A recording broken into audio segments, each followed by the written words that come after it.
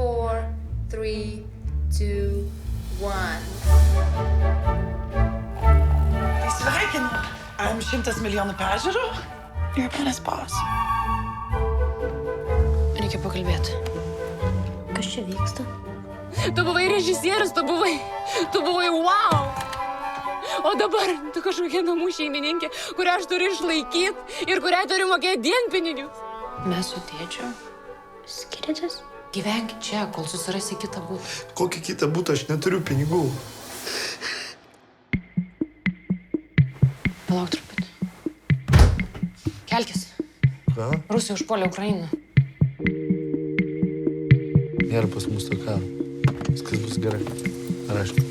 Aišku. Galiu aš pas jūs pagyventi?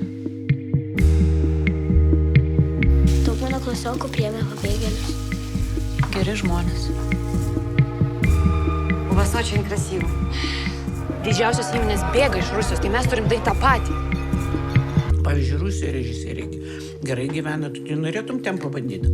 Kokia Rusija? Karas. Nekelk balso prie mamos. Ai, mes priėmėm ukrainiečių šeimą. Labai gražus ponis. Nepakanka lėšų. Jeigu toks žinomas menininkas sudalyvautų, tai mums dėl matomumo būtų super. Žinomas. Nu jo. O tai kas ten vyks, ką ten reikės daryti? Mama, žiūrėk, tėtį rodo. Geras, ar ne? Gyvenimas turėjo būti įdomus.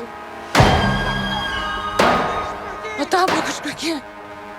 Mam, nu nepradėk fer.